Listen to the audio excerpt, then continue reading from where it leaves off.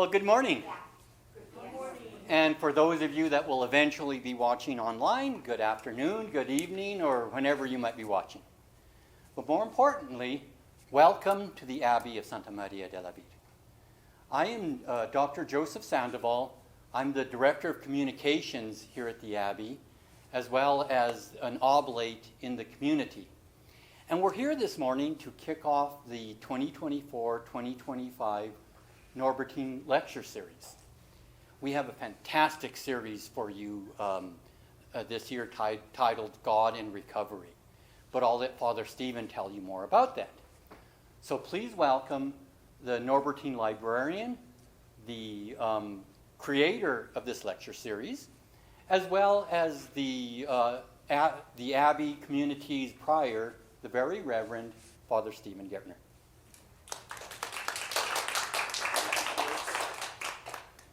Well, thank you for coming out on a beautiful Saturday morning here, and I appreciate your participation. And hopefully, if you enjoy this event, and I'll say this again and again and again, please tell a friend. We restarted the lecture series last year.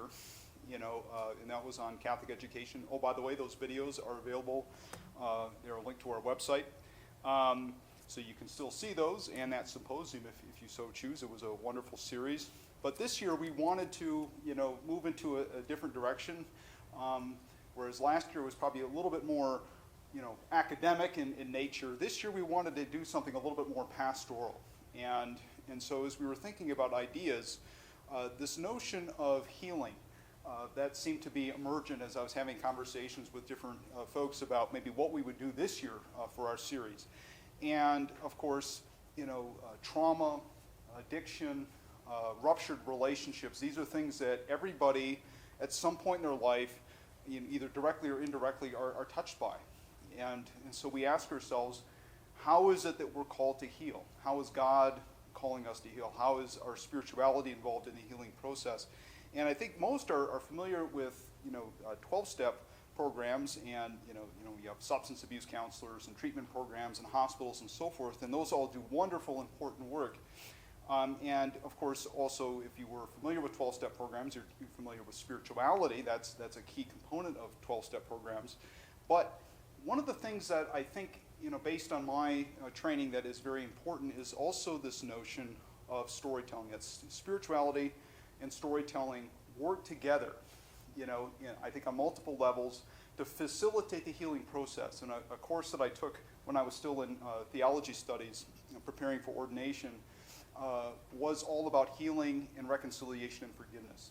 In fact, I think that was the title of the course, Reconciliation and Forgiveness. And the instructor, Father Schreiter, now he has passed on, but he's a very well-known theologian in Catholic circles, that the thing that he cited again and again and again as an example is the importance of storytelling, as part of the healing process, whether it be, recovering from conflicts, wars, civil strife, injustice, abuse, what have you, that the story has to be told, that the narrative in and of itself has power. And so as we think about this series, which today is going to feature Reverend Lynne Hinton, who is going to talk more focused on addiction, but then as we continue the series with Kate Horsley and ultimately with Megan McKenna, this notion of storytelling and how it is intricately connected with the process of healing and spirituality. This theme, though from different optics, will continue to be developed, and of course we will bring it all together when we have our concluding symposium in April, and I hope you all are able to make the future talks and also the concluding symposium as well. So that being the introduction, I'm going to introduce our speaker today, Lynne Hinton. And so I want to make sure I get this right. And so that you have an MDiv from, it's the Pacific School of Religion, ordained in the United Church of Christ, and you currently serve, I believe, as the conference director of the New Mexico Conference of Churches. But you also have experience, dealing with, people experiencing, crisis and trauma. I think you have experience in the supportive care, aftercare program for the Bernalillo County Behavioral Health Unit, if that's correct. Okay. And so between, I think, your professional experience and your pastoral experience, you are a wonderful person to kick off this first installment, focusing on addiction and storytelling and spirituality of this lecture series. And so, without further ado, I present to you the Reverend Lynne Hinton.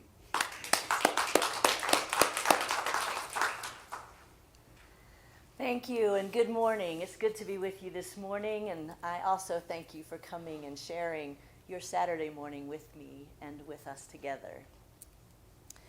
Every Tuesday afternoon at the intersection of Zuni and Valencia Streets, a group gathers in a windowless workspace, long tables pulled together in a rectangle, individual spots personalized with arts and crafts, books, markers, and journals.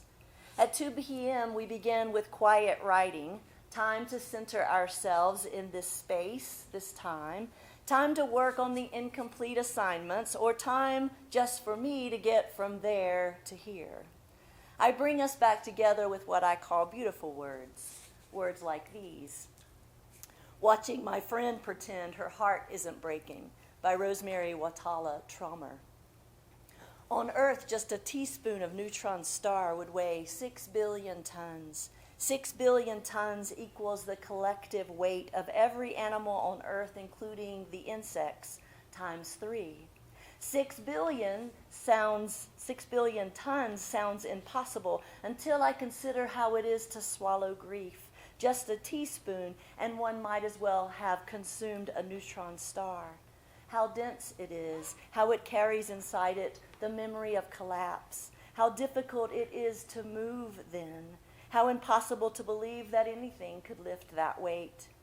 There are many reasons to treat each other with great tenderness. One is the sheer miracle that we are together here on a planet surrounded by dying stars. One is that we cannot see really what anyone else has swallowed. We let the poem settle or unsettle us, as it might be, and then I ask a question, something simple like, what do you think? Is grief as heavy as a planet or a neutron star?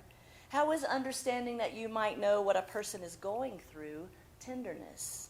And it is always a lively conversation. And then those who are willing share their assignments from the previous class, and we celebrate our writings, our journeys, and then we hear something new and are given something else to write about. This is how it goes every Tuesday afternoon at the intersection of Zuni and Valencia Streets. This is how it goes for a gathering of those seeking to refine recovery, redemption, relief in a residential substance abuse rehab here in Albuquerque. My name is Lynn, and I'm a storyteller. I believe stories, the narratives we are told or tell ourselves, can be both healing and liberating, and also threatening and harmful. I'm also a person seeking to live my life authentically, which for me means being able to listen deeply to the voice of the Spirit while being committed to work daily on the healing needed in my own life.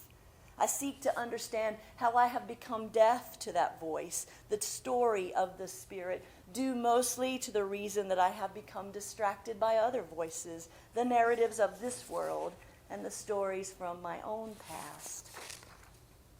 There are 3 important books that have come my way in the last 6 months. One is 7,000 Ways to Listen by Mark Nepo.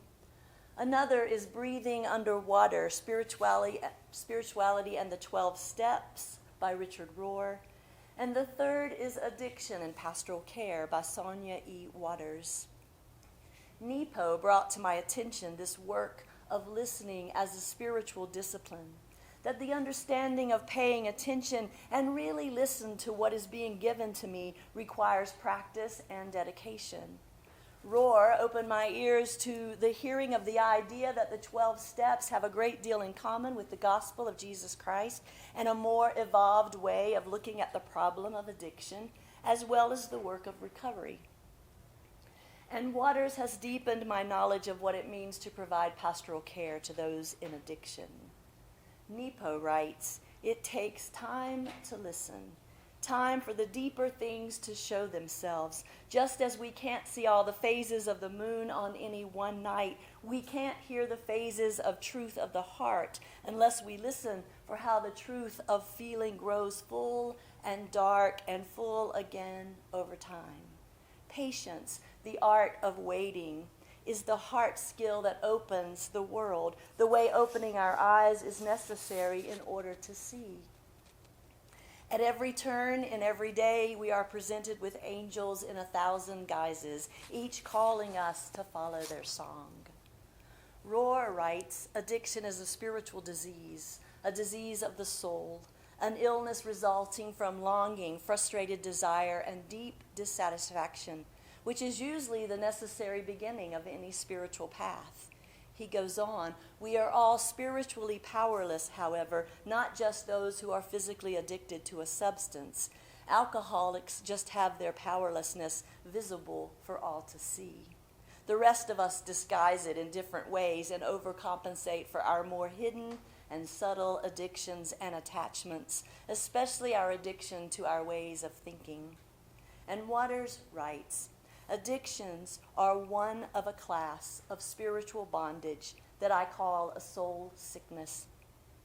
They are signs of the soul in distress. Over time, addictions injure the soul, progressively estranging the individual from self, other, and God. Today, with the help of these three writers and with the experience I have in working with those struggling from substance abuse, I hope to share with you how God shows up in stories we uncover and discover as those in addiction recover. Please understand that I am not a clinician. I do not know all the physical proponents of addiction. I know very little about hypofrontality and the reduced metabolism in the prefrontal cortex that happens in addicts, how substance abuse is associated with having one's instinctual brain overtaking the executive brain, which is now unable to regulate and control the neural network functioning. See, I can hardly even say all the words in a sentence. I do know there are some symptoms that people have that create a higher risk for addiction. There are genetic predispositions, generational trauma, economic and educational difficulties, racism, poverty, and cultural and familial experiences that create a more conducive physical and mental environment for addiction. That there is a chemical and physical component within the addicted brain that renders it different from the non-addicted brain. But understand that this is not my area of expertise, so that's not what I'm talking about today. I do argue that we should recognize that even though many, if not most of us, struggle with strong attachments to unhealthy behaviors or wrestle with problematic temptations, there is a neurobiological aspect of addiction that requires a multifaceted approach to healing, care, and recovery. However, what I wish to talk about today is based upon my experience as an instructor in the Supportive Aftercare Program, which is a residential substance abuse recovery program that lasts 6 to 9 months for adults. We call it SAC.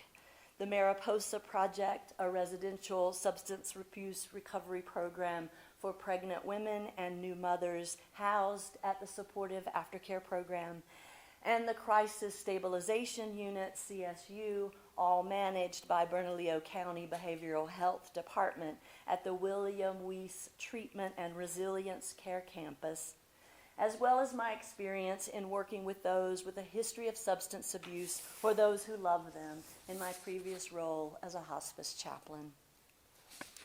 Based upon these experiences, I would like to share with you today that among many other reasons, many other vulnerabilities, factors, and convergences and divergences, addiction often begins and is most certainly strengthened and sustained because of the voices listened to, the stories others tell us about our lives, and the stories we tell about ourselves and the world.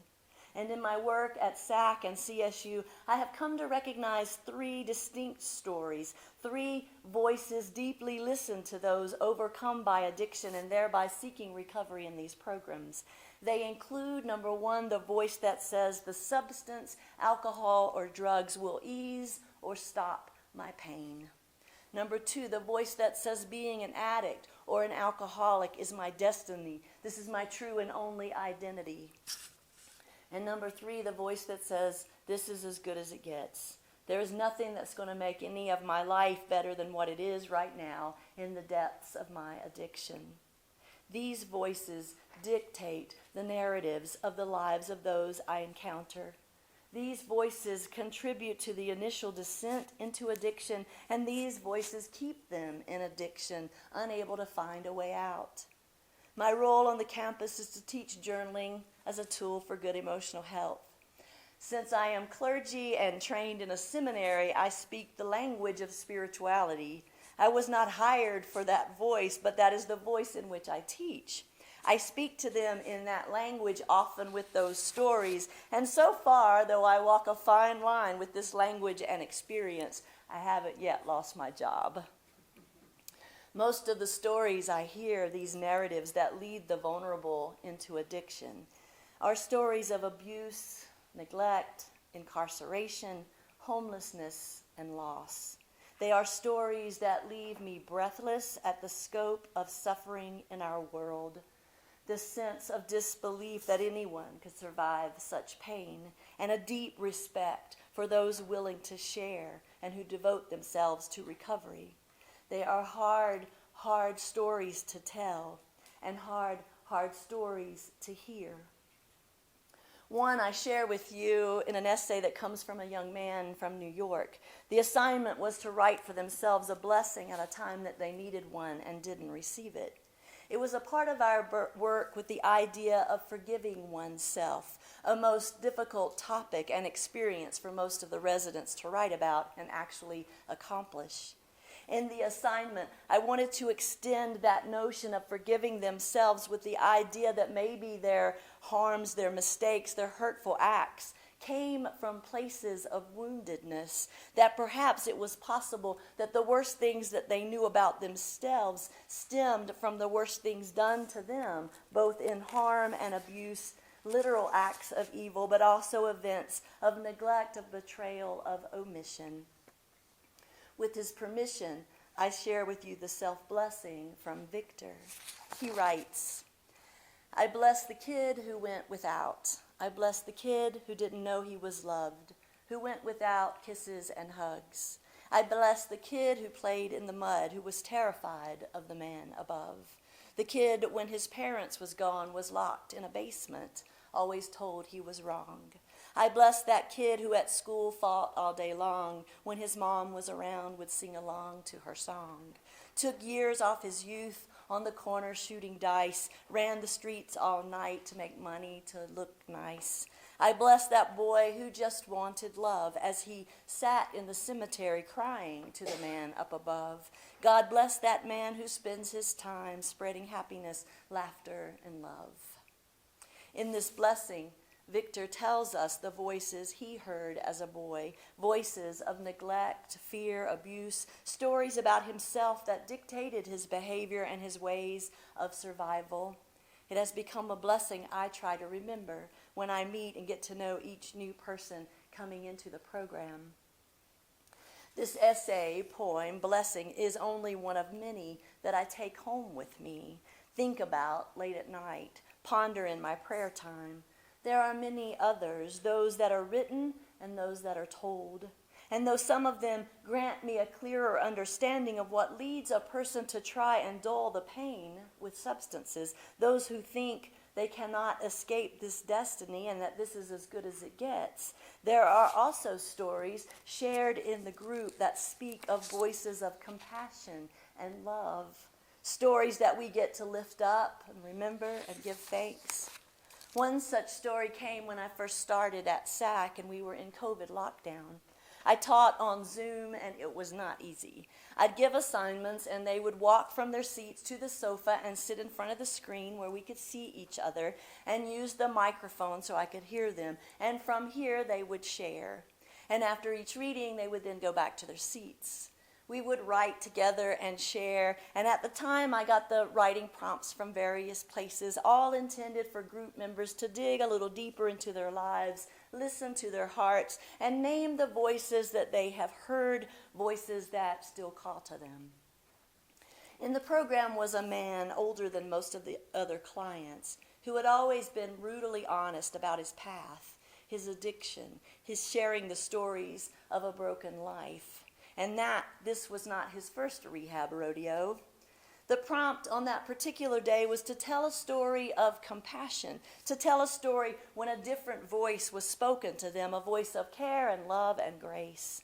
This man, who had written pages about his story of drunkenness and homelessness, his losses, his transgressions, came to the sofa, plopped down, and shared about a moment of great despair.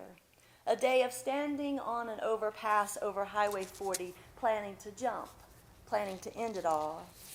He wrote with exceptional clarity about a driver heading past him and how that driver stopped on the side of the road, walked over to him, talked him out of jumping, and took him for coffee. He wrote about the day with depth and understanding, that it was profound. And I remembered when he finished how silent everyone was, how this story of compassion, this voice of care became the story and the voice coming to him on his lowest day, and the story and voice that won in his life, at least on one occasion. I remember how my heart stopped, how I couldn't breathe. And when he got up to leave, all I could say was, wait, don't move, please, just don't move. And we all wept at what it meant to hear a voice, to have a memory of compassion, that for one bit of time together, this voice became the prominent voice. The story became the most significant story for a man who had only told and mostly known only stories of hopelessness and isolation. In all the struggles and pain about which this man wrote, here was a story of salvation. Here was a story of a moment of compassion, a moment of somebody seeing what was happening and stopping to make a difference. It was breathtaking. And in my work, I get to experience this kind of honest and powerful storytelling all the time. I get to be in the presence of people actively facing their demons, actively working on their lives, authentically addressing what has stood in the way of their living, what has cost them jobs, possessions, relationships. I get to be in the presence of people, many without opportunity, without privilege, who enter a program and are willing to say, I am no longer in control of my life. I no longer enjoy the narrative I am living out, and I won't help. And I also get to tell them a new story. I recall using scripture as one of the exercises for journaling, a gospel lesson I was preaching on later in the week, and decided there was a great teaching opportunity in the scripture that I thought might be beneficial to members of the group. It was the story of Jesus being stopped by the blind man, Bartimaeus. If you aren't familiar with the story, Jesus and his disciples were walking through a village, and the blind man knew about Jesus and heard he was passing through. Bartimaeus began to shout, cry out for Jesus to stop and heal him. Jesus didn't hear him at first, so Bartimaeus kept yelling, so much so that others told him to hush, to pipe down, but he didn't. In that particular class, I used the story to talk about the need to keep asking for help when you need it and aren't getting it. The necessity of speaking out when you are in need. The prompt was to write about a time they had, in fact, asked for help and received it. And after giving the assignment, I concluded the class. I was packing up my things as the others were leaving when I noticed one young man, recently come to the program from jail, was sitting on the edge of his seat, not leaving for a break like the others. What happened to the man? He asked with great enthusiasm. What happened to the blind man? What did Jesus do? And I was instantly struck with a couple of things. Number one, this young man did not know this story that I have heard or told 1,000 times. He did not know the stories of Jesus. And number two, he was desperate for good news. Desperate for a story that doesn't end on the streets with someone alone and forgotten, a story that doesn't end in death or in prison. I stopped what I was doing, looked him in the eyes, and said simply, he healed him. Jesus, heard him calling out, went over to him, and healed him. And the young man who had been sitting on the edge of his seat, his shoulders tight around his ears, his spine straight like he was obeying some rule of being at attention, literally sat back in his chair, relaxing his shoulders, his face, and exhaled deeply. And right before my eyes became unbound, lived into the gospel. The gospel lived into him. He had never heard the story of asking for help and getting it. And he had never thought healing was possible. All his life, he only believed the stories that he had been told about himself and about a cruel and uncaring world where no one gets healed. A year or so after I had been using poetry or scripture or seasonal examples for writing prompts, I decided to use a book for the journaling exercises. And the book I chose was one of the most important books in my library, The Book of Joy, by Archbishop Desmond Tutu and the Dalai Lama, as told to Douglas Abrams. After I ordered the books and passed them around to everyone and told them we would be using them for our journaling, I immediately noticed the blank stares, the disengagement as they glanced over the books. I finished the class and drove home thinking, boy, I had definitely missed the boat on the idea for this writing prompt, and decided it was not the best choice, that this book, our resource, was not great, and maybe I needed to just go back to the poetry. Later that night, however, just as I was about to fall asleep, it dawned on me that they didn't respond to the book, didn't connect to the book, because maybe they really didn't think they deserved to have joy. Or maybe they didn't even really know what joy was. And that thought, that possible idea, made my heart sink. When we met the next time, I asked them, is this possible? Does this book feel unrelatable? And almost every one of them nodded affirmatively. They both didn't understand the concept of joy, and they certainly did not think they deserved it. I was saddened by this realization, but also armed with a new resolution, with this confirmation of my fears, with this knowledge of the narratives they have long believed about themselves. I've been committed to using the book for almost 4 years. When a new person arrives, I give them a book, and I explain what the class is, how it works, what we do, and I tell them this: it is important for you to know that you deserve to have joy, and this book will help you find ways to have it and keep it in your life. This is the story I want them to hear. This is the narrative, the story I want them to tell about their lives, to be able to say, I am a person who knows what it is to have joy, and I'm a person who deserves it. I am more than my addiction. I am more than my losses. I am more than a narrative I have been told about how awful, undeserving, and hopeless I am, and that I am only the sum of the sins of my addiction. I am living a story of recovery that includes the presence of a God who loves me and who desires for me to have joy. Every Tuesday afternoon at the intersection of Zuni and Valencia streets, something powerful happens, something important. Healing breaks forth when those in recovery are willing to go deep and listen, willing to put pen to paper, and are willing to tell their stories. When they understand the voices that they have listened to, when they acknowledge the narratives they have believed, when they face the true stories of their lives and find their own truth, then they are able to make new decisions about the narratives of recovery they desire to be told about themselves, the stories of healing and wholeness they want to live out. One young woman writes in a poem, "Trust the process." Breaking down the walls I built, so much pain, shame, and guilt. These things won't change overnight. This time I need to do it right.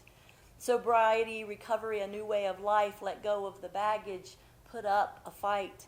It will not be easy to let it all go. You know what to do. It's time to grow. 12 steps, some suggestions, a sponsor too. You have the power, see what you do. This change can be slow or faster for some. In the end, you'll feel like you've won. A fresh start on the way you live. Just remember, some things got to give. Trust the process, push hard, walk the line, and don't forget to live one day at a time. Mark Nepo reminds us that listening stitches the world together, because listening is the doorway to everything that matters. It enlivens the heart the way breathing enlivens the lungs. We listened to awaken our heart. We do this to stay vital and alive.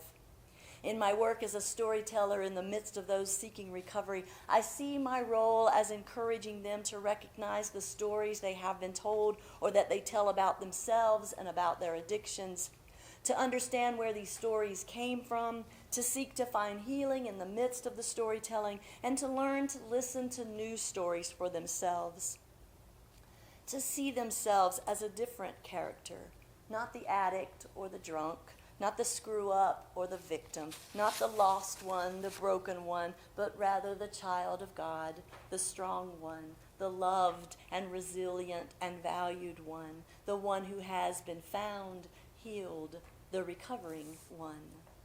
Richard Rohr writes about Gerald May's book, Addiction and Grace, that May explains that addiction uses up our spiritual desire. He says it drains away our deepest and true desire, that inner flow and life force which makes us long and pant for running streams. Words from Psalm 42.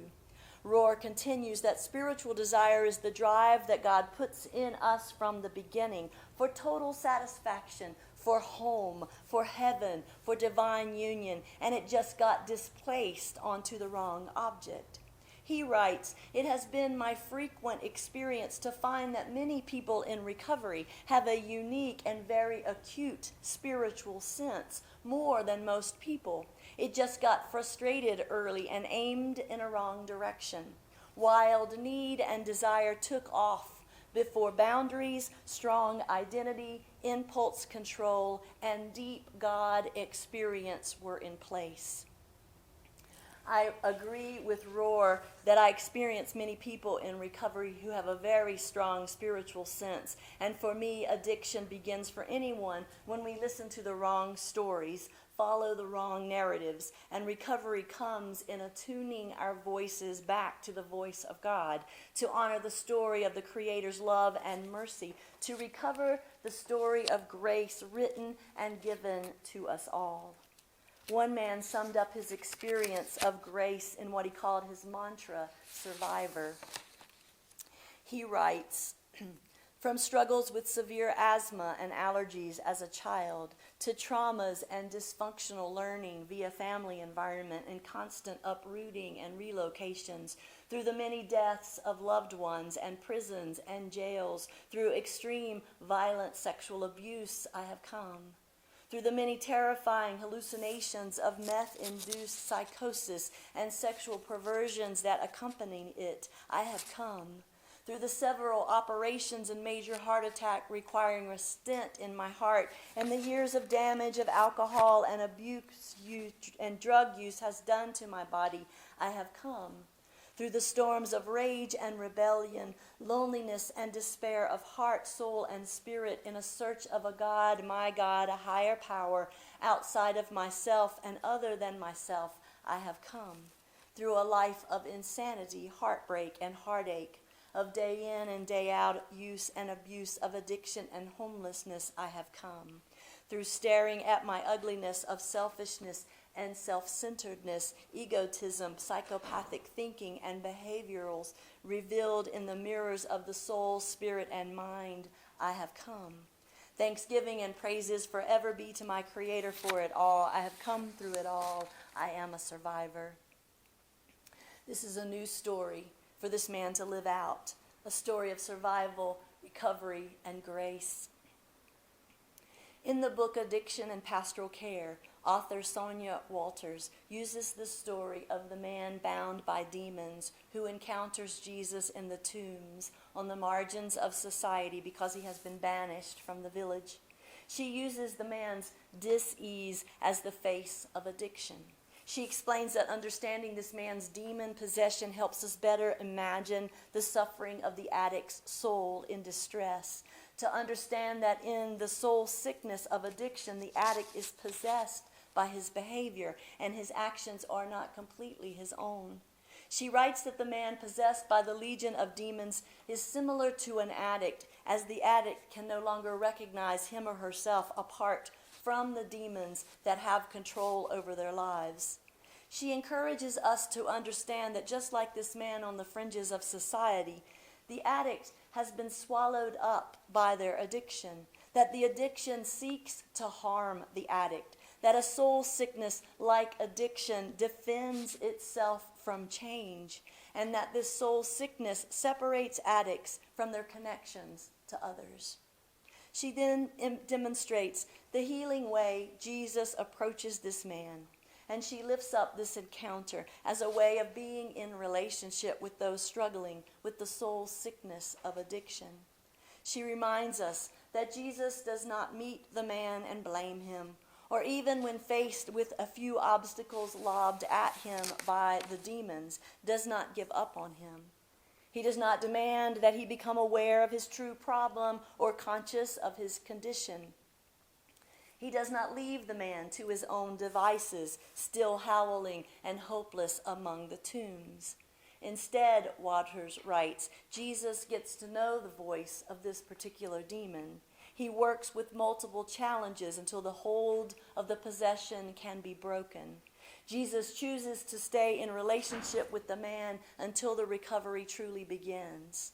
And this interaction with Jesus and the demon-possessed man serves as a reminder to us that recovery is a process that takes time, takes commitment, support, love, and it takes hope.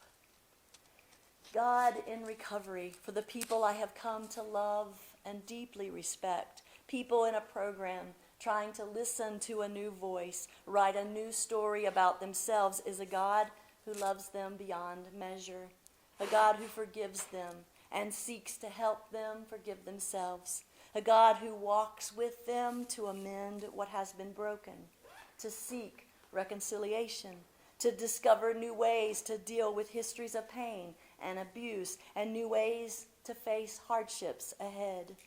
God in recovery for those in addiction is a God who invites them to write a new story of their lives. And I am deeply honored that I get to share in this healing power of old and new stories every Tuesday afternoon at the intersection of Zuni and Valencia streets. I close with Miriam Tirabassa's O Antiphon for those in recovery. O come, O day spring, at a time to those with a white chip, or the bronze of 30 years going forward together into the drinking holidays. Come and give us serenity. Come to the dual diagnosed in the meeting room with the dark of solstice all around, loneliness and loss, and an illness for which steps may be too simple. Come and give us courage. Come to those whose bottom took away family and whose recovery takes away barroom friends. Come to many, especially women, for whom powerlessness sticks in the throat. Come and give us wisdom. Come, power to those who put first things first and those who put them last. Come to those who need to let go, to let you, and those who need to hold on to be themselves. Come to those off the wagon and those running after it, fingers desperately reaching. Come to the sponsor, tired of calls in the night, and the partner wondering what defines enable. Come to the state liquor store, the county lockup, and the candlelight service. Come with the miracle that is making a difference. Amen.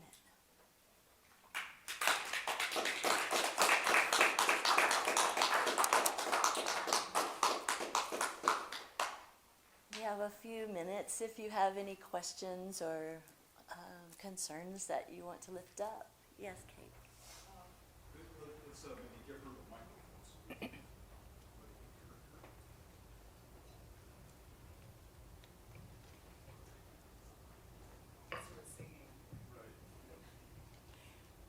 Okay, yeah,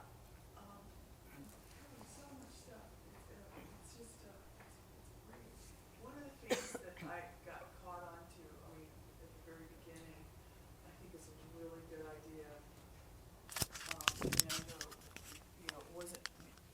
understandably the focus.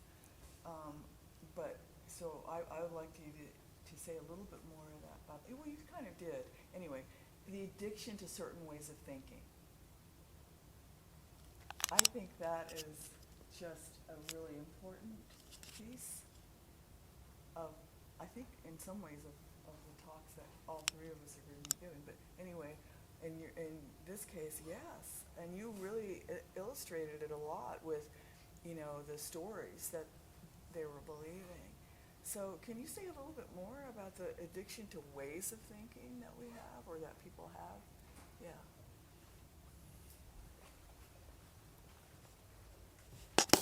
Richard Rohr calls it stinking thinking, I think. And certainly, even if we do not have a substance abuse issue, don't all of us struggle with some kind of stinking thinking? And I think the problem comes when that becomes the number one voice that we listen to. Mine happens to be worry. I thought the older I got, the better you are at things in your emotional and mental life, but that's not true. The worry has gone up for me. And so that's stinking thinking for me when I began by thinking, what if I mess up? And what if, I have lipstick on my teeth? And what if I get in a wreck on the way? Just, the rabbit hole you can go into.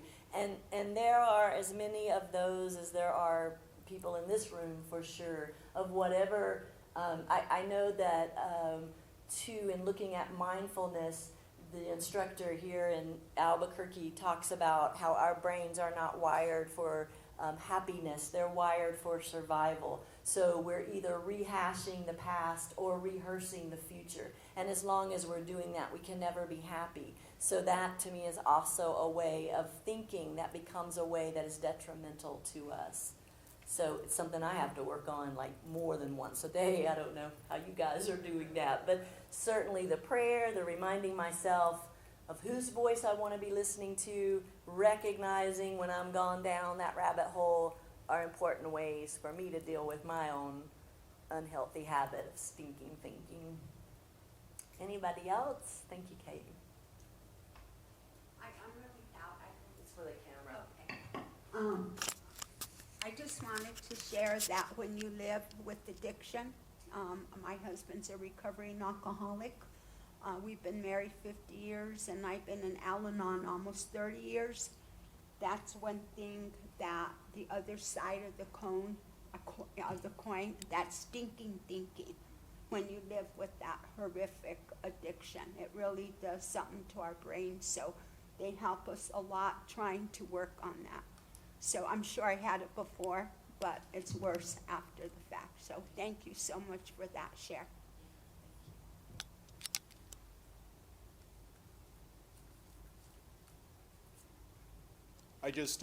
I'll just chime in here. One of the things I remember, there was a man back in Michigan when I was living there that I got to know, and he was a proud member of Alcoholics Anonymous, and it sort of echoes, I think, what you're talking about. And he had this common refrain, because he would give talks and so on and so forth, and he said, and it was towards the end of his life, and he since has passed on, but he would always say, especially when he was talking to people that were just coming into recovery, brand new, he would say, yes, certainly I was addicted to alcohol, absolutely, physically addicted to alcohol. And he says, but more than that, I was addicted to my own answers. In that when he would give those talks, it would really hit a chord, and I would say that's something that a lot of us can can relate to, and I think especially now we live in such a polarized age, where we kind of inhabit our own echo chambers, that I think that can become an addiction unto itself, as we just sort of get we have certain things we listen to and certain things we don't listen to, and then we listen to ourselves, and maybe we don't listen to many other people. But that sense of becoming addicted to our own thinking. You mentioned stinking thinking. You hear that in 12-step circles quite a bit. Absolutely. Other questions?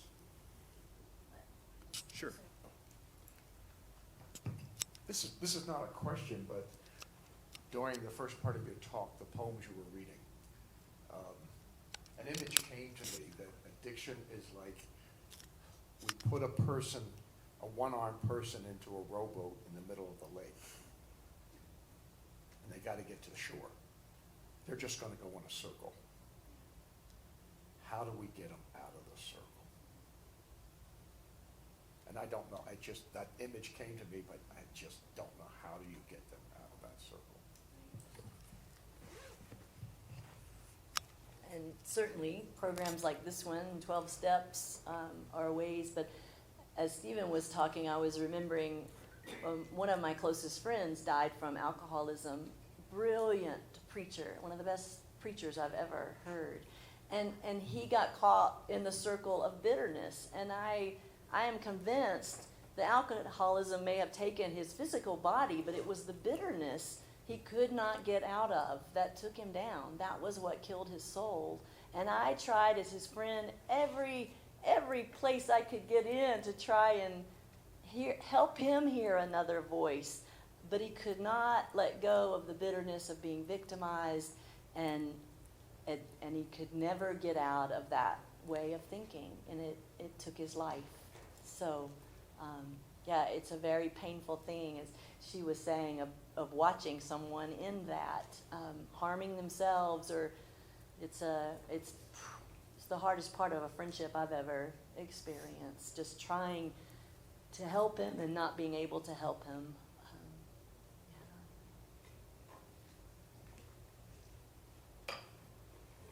In your experience, do you have a lot of, what the percentage of success stories, even if you know them? And then the other question that comes to my mind is, there's stories today about we really don't have free will. And interesting, I mean, some neurophysicists are saying this. I don't know the numbers of success, and I was looking over a notebook where I keep the names, because it's a different group every week. Some leave the program early, some are further along in the program and have jobs, and new people come in, and we never get to hear what happened to the ones who leave the program. I try to think the best for them.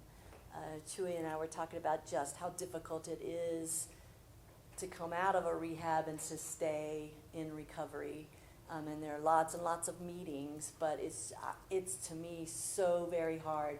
I am absolutely convinced you can't do it with some sort of spiritual foundation of some kind. It doesn't matter what it is, but something else. Again, I think another story to hear, and other voice other than your own. Those are the ones that I'm pretty sure have a higher rate of success than those who just don't have anything when they leave the program.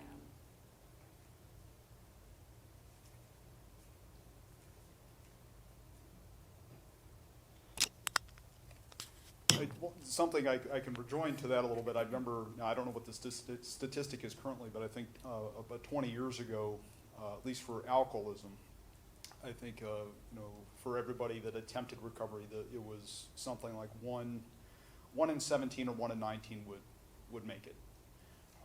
And that's why they would say in the program that everybody that does recover and achieves sustained recovery is a miracle, because it's the disease of addiction is a killer.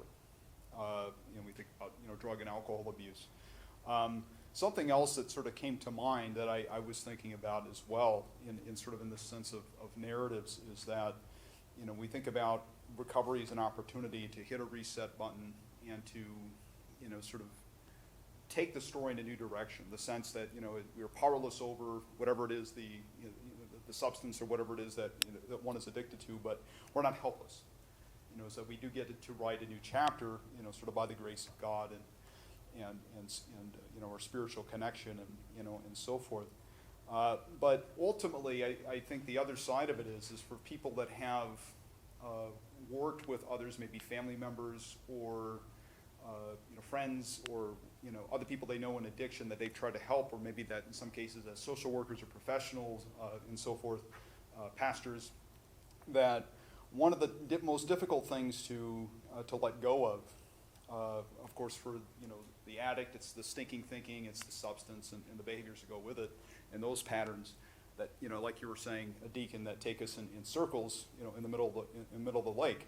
But I think for people that are affected by the addiction in a peripheral way, the families and friends and so forth, sometimes there can be an impulse born out of a desire to be helpful and a desire to help people heal, then to complete or to tell that story for the person that's suffering from addiction.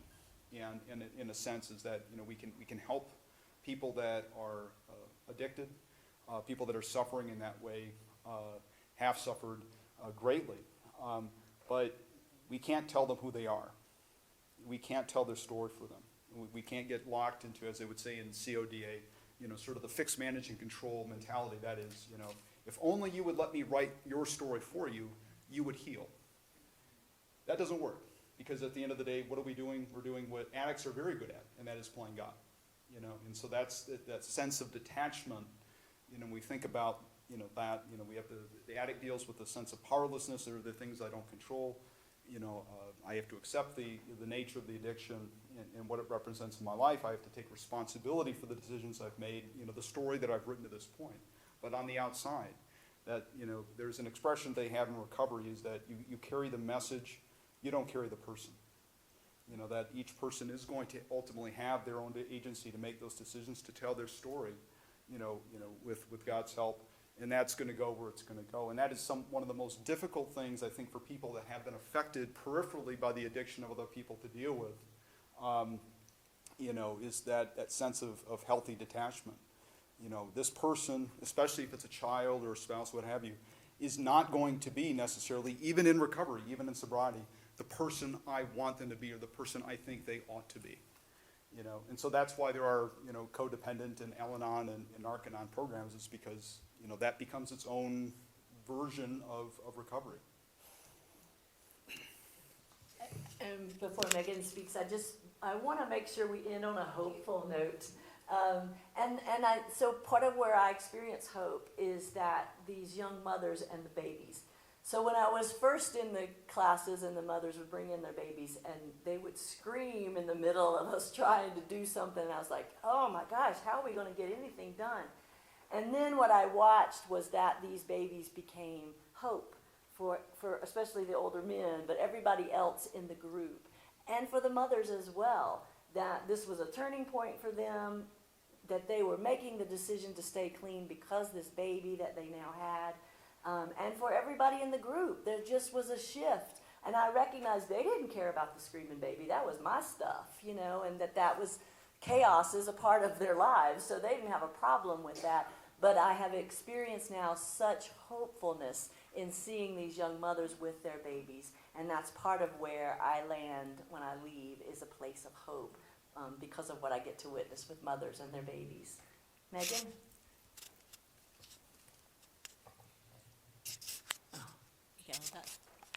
I work with First Nations in the Northwest Territories of Canada and here in the States.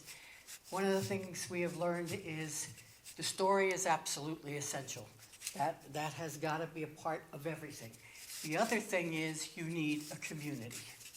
You can only go so far one-on-one, whether it is a counselor or a program, even 12-step programs.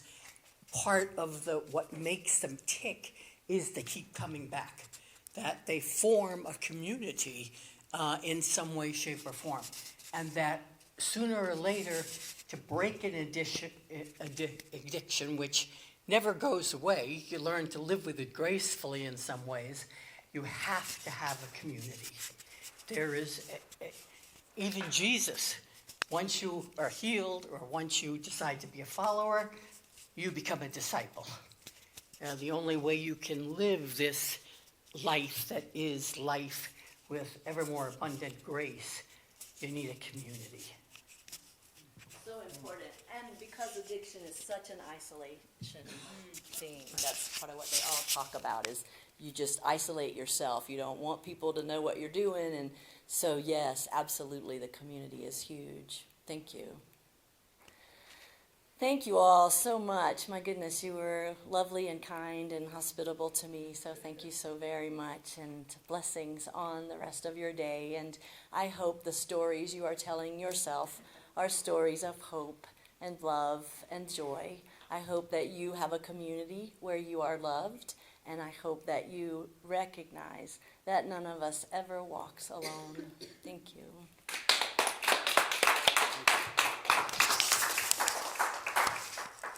Well, thank you, Reverend. This was quite illuminating as a first foray for this year's series, and I would say for Megan and Kate, how should I put it? Follow that.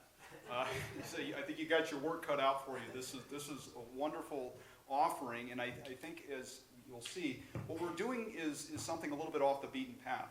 This is, again, it's not clinical. It's not a 12-step group. What we're doing is we're approaching this theme of recovery, through a different modality. And so hopefully this was illuminating for you. It's faith-based, it's spirit-based, but it's all-inclusive because, again, it's a story that touches us all. And so, again, I would encourage all of you, if you enjoyed this, please tell a friend.